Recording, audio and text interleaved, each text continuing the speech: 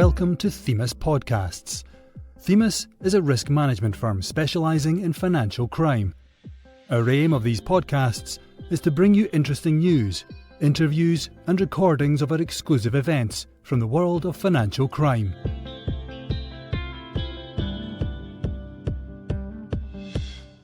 Working towards a world without slavery, an interview with Unseen. In this podcast, Nadia O'Shaughnessy, director of the Themis Think Tank, talks to Justine Currell, a director at leading UK charity Unseen, about the work that Unseen does to combat modern slavery, including via the National Modern Slavery Helpline that has been operating since 2016. Justine tells us about trends and challenges associated with the fight against modern slavery in the UK over the past 5 years. Hello and welcome to this Themis podcast, which we're recording as part of our research and outreach programme about modern slavery and the UK's financial services industry. I'm Nadia O'Shaughnessy, director of the Themis Think Tank, and I have the great pleasure to be interviewing Justine Currell today. Justine is a director at Unseen, a leading UK charity that has been operating the National Modern Slavery Helpline since 2016. And we're really privileged to have them on board as an official partner of the latest phase of our ongoing Themis modern slavery work. Justine joined Unseen in 2016, following a long and illustrious career in the civil service, during which she held a variety of operational and policy posts, working across a number of government departments. For the last 5 years of her civil service career, Justine was the Modern Slavery Senior Policy Advisor in the Home Office and led on the development of the UK Modern Slavery Act, including the Transparency in Supply Chains provision and business guidance. Since joining Unseen, Justine has been called upon to provide her insight and experience on the issue of modern slavery to media, law enforcement agencies, safeguarding professionals, and the private sector. She has specifically provided support to a number of key businesses on developing their response to supply chain transparency and is highly regarded in this field. Justine, thank you so much for joining me today. It's great to have you on the podcast, and I really look forward to hearing your insights. So I wonder if you could start by telling us a bit more about Unseen and the work that you do there. Thank you. Unseen is a modern slavery charity. We've been around for about 12 years and we do a number of key things. We provide direct survivor support services to men and women through our safe houses and reintegration and outreach support. We also equip stakeholders. So what we mean by that is providing education and awareness raising to the police, law enforcement bodies more widely, Border Force, the GLAA, and also the NHS, as well as more increasingly businesses. And then we influence systemic change. So we work with the UK government and we try and influence policy, not only here in the UK, but also overseas. And obviously, as you've mentioned, we run the UK-wide Modern Slavery and Exploitation Helpline, which we set up in 2016. And the whole premise of what we do is to end modern slavery. We want to end modern slavery in our lifetimes. We know that's a really, really challenging aspiration, but it's something that we're really committed to doing. And the only way we can do that is by working collaboratively with our partners, including businesses across all sectors and industries. Fantastic. Such an important portfolio of work and real privilege to be partnering with Unseen on this project. So as we've already mentioned, Unseen has been operating the UK Modern Slavery Helpline since 2016. I was wondering if you could tell us a bit more about how trends have changed over the past 5 years since the helpline started. So how has the scale and nature of this horrible crime been evolving in the UK? Well, I think even from my time in the Home Office around 2011, 2012, very, very limited understanding of what modern slavery is, and how it can manifest itself. And I think it was always seen through the guise of sexual exploitation, which was most prevalent and it was most known about.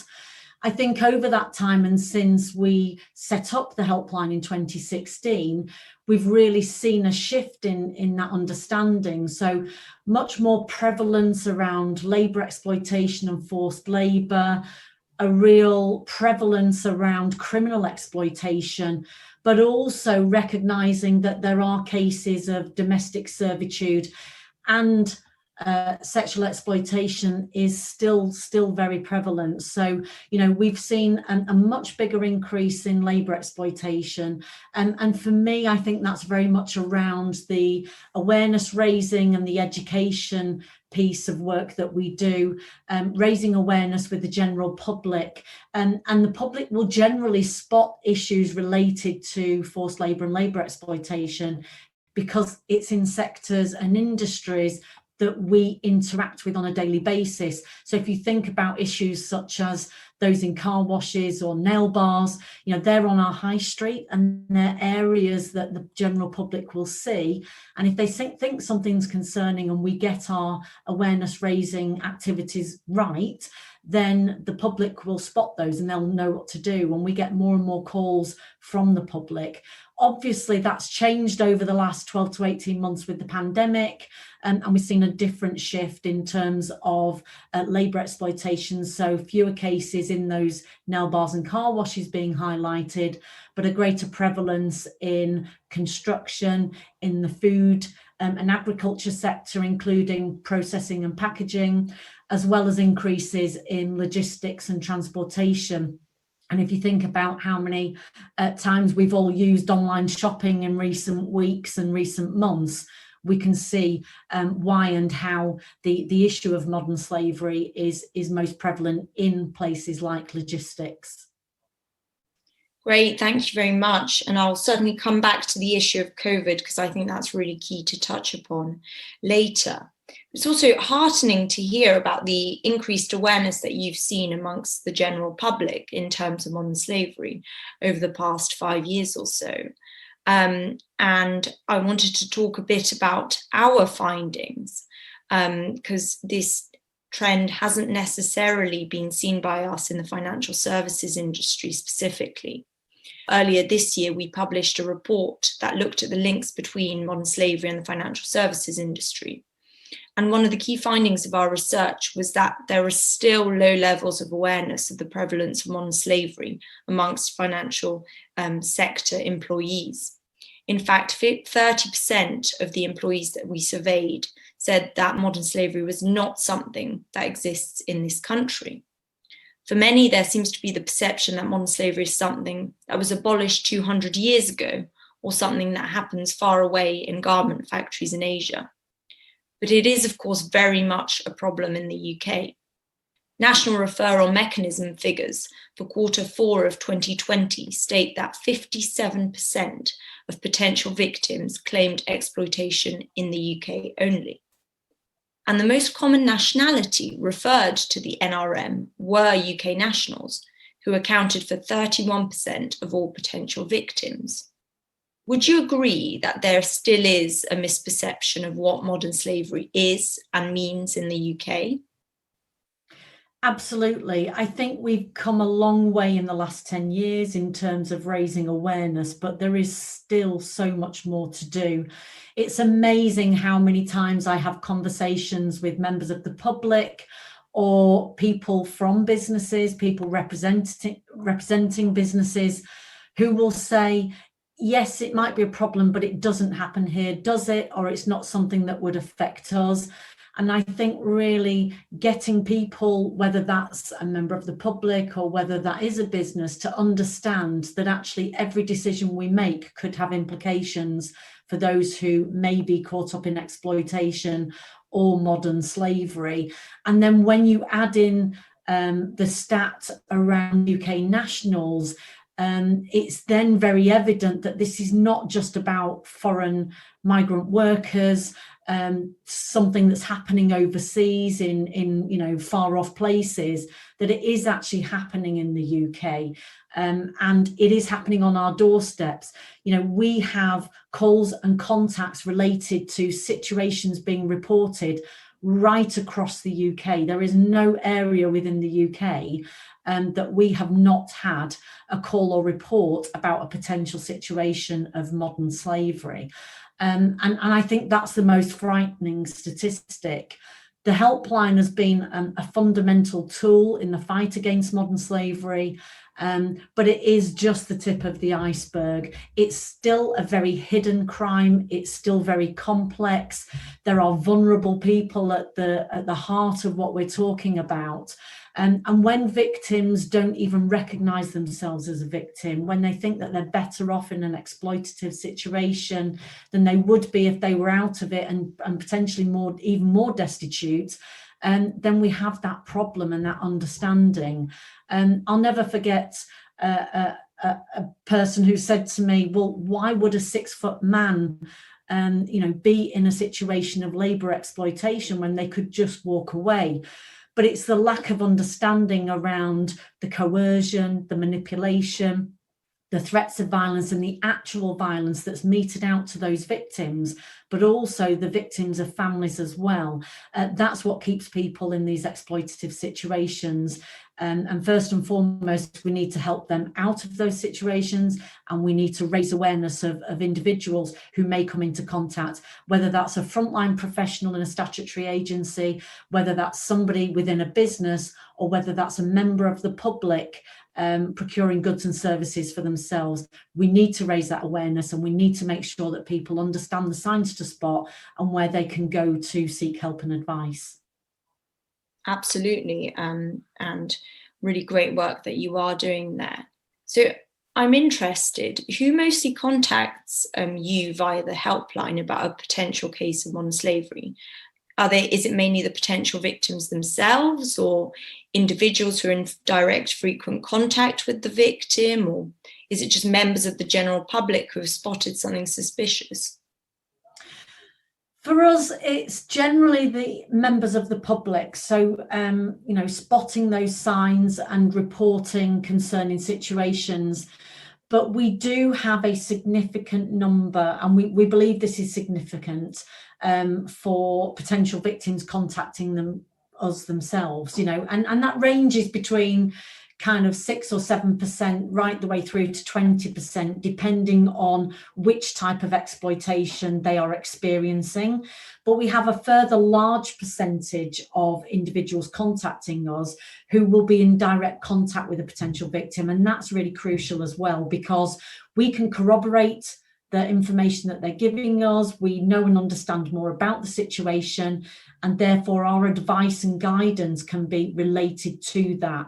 We can understand what the potential victim wants, and then we can work out who we need to involve in this. Is that the police? Is that the Gang Masters and Labour Abuse Authority? Is that some support mechanism? How do we facilitate and work with the individual to get them to the services that they need without making their experience and or situation worse? So, we always put at the centre of whatever we do the element of do no harm. So we want to make sure that we safeguard and protect anybody that's at potential risk of harm. Great, thank you. And do you feel as though you have the kind of the legislative and governmental support for the cause? I know you were heavily involved in the development of the UK's Modern Slavery Act, which was, of course, a groundbreaking piece of legislation at the time. And I know the government is committed to making changes to the Act following its review and consultation last year. But do you think that there is a danger that companies adopt a kind of compliance approach of what do I have to do to comply, rather than striving for best practice?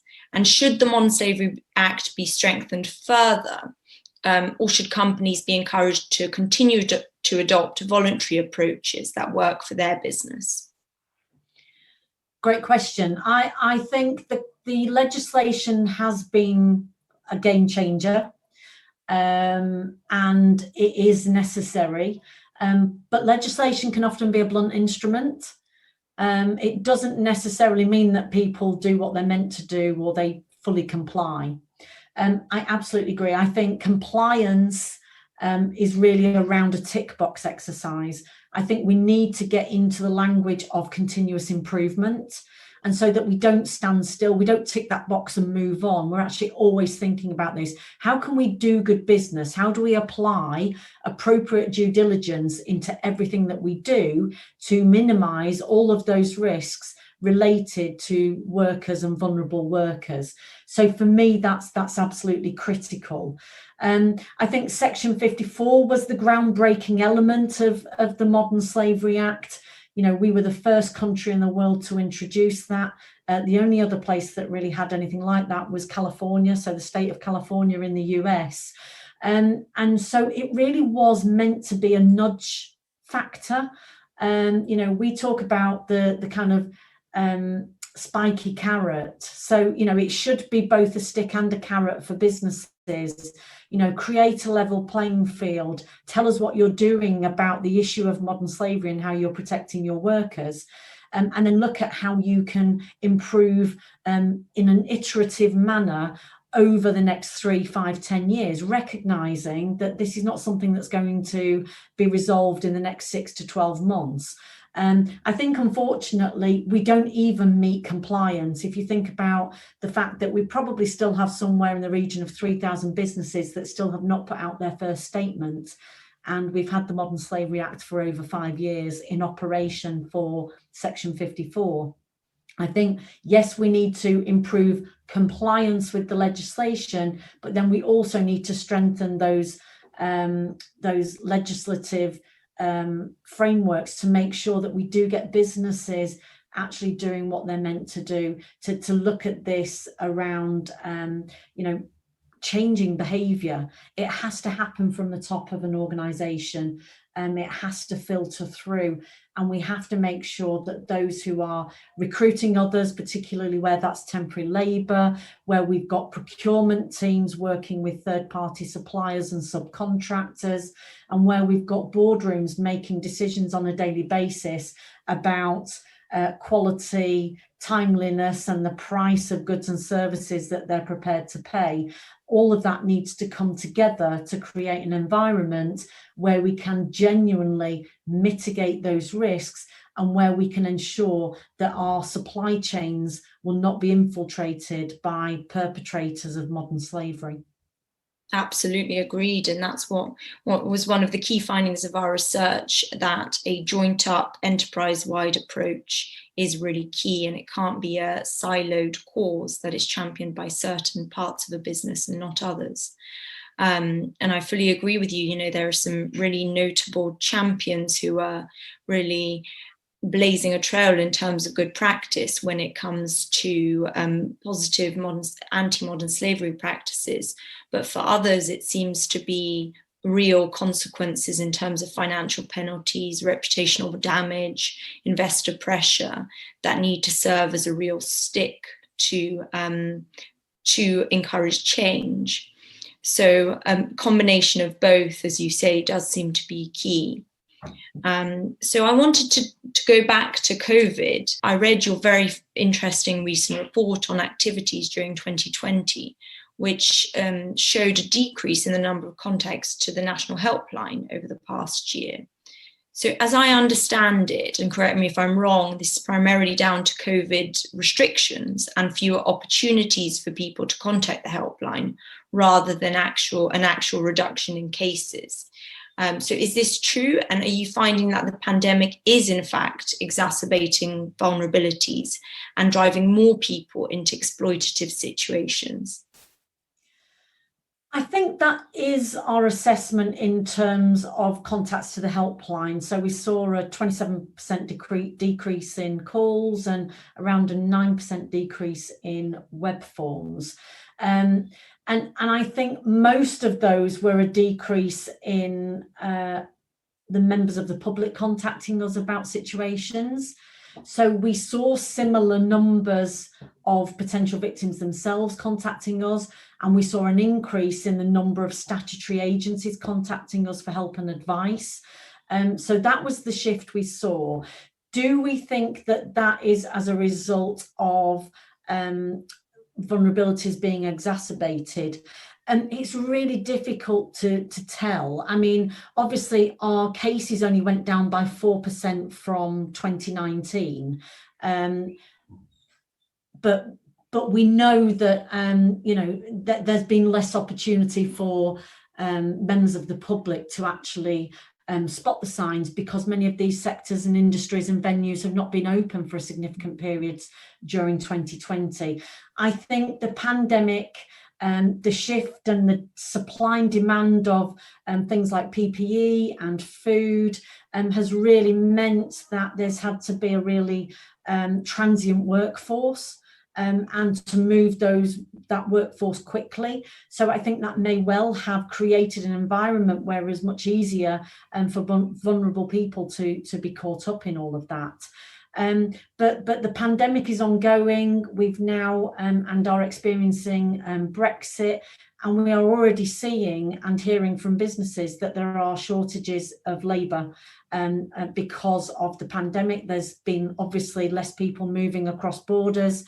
With Brexit, we were already starting to see migrant workers not coming to the UK as in as many numbers as we had seen previously. So I think there will be a challenge, and that might create an environment where the vulnerabilities will be exacerbated, because there will be such a demand for temporary labour. And when we talk about this temporary labour, we're talking about the kind of lower end, lower skilled, lower paid, out in fields, picking vegetables, in factories, and we've seen some of that in Leicester over the last 12 months, again rearing its head.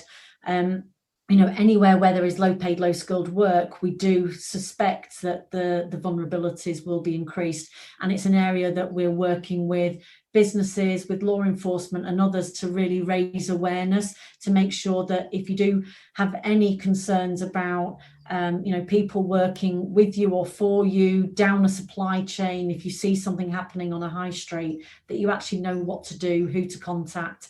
And we'd recommend contacting the Modern Slavery Helpline. It's 365 days a year, open 24/7.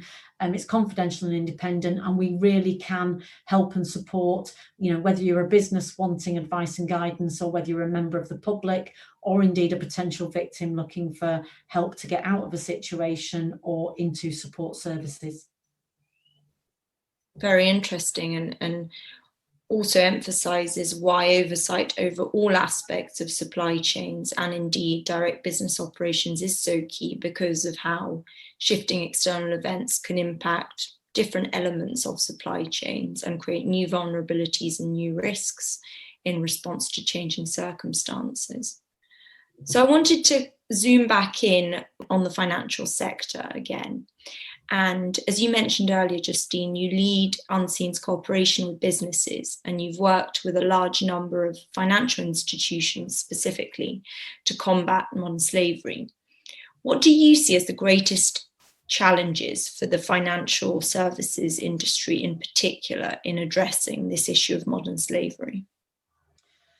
I think one of the key challenges is around that awareness raising and understanding that it does genuinely affect the financial services sector. I mean, if you think about the reason why individuals perpetrate modern slavery, it's to make money, predominantly to make money, and that money has to go somewhere, and it's flowing through financial services sector all of the time. And what we're trying to do is raise awareness of that and an understanding of that, and saying, you've got very good processes for anti-money laundering and very good processes for bribery and corruption. And this is no different, really. There are key signs to spot within transactions, within activity, within behaviour of individuals that will help you to assess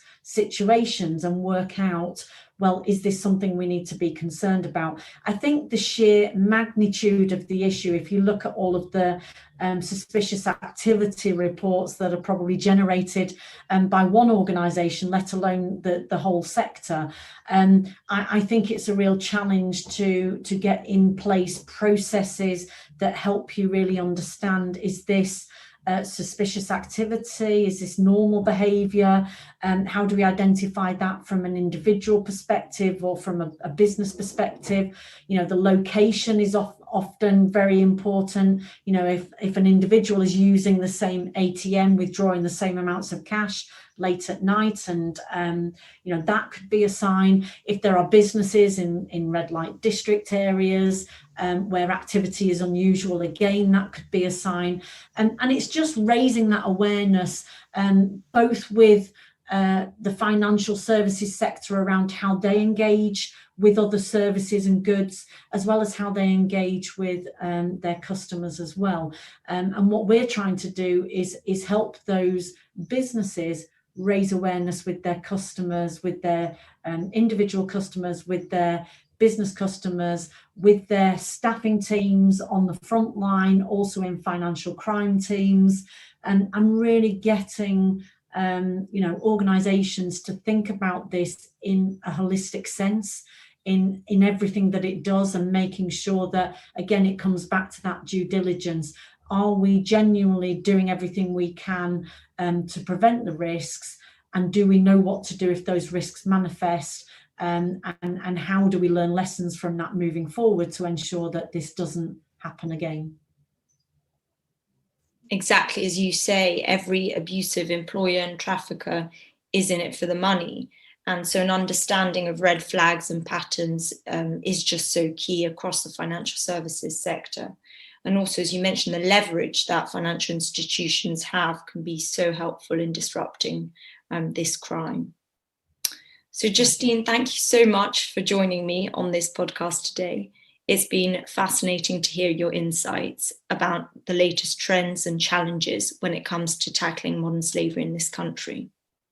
I think this has been a powerful reminder to all that this terrible crime is much, much closer to home than we may think. There are an estimated 136,000 people living in conditions of modern slavery in the UK today. And no organisation is fully immune to potential linkages with these abuses, as we've discussed. And that's why joint up action to combat the issue is so important. So to our listeners, thank you for tuning in and have a nice day.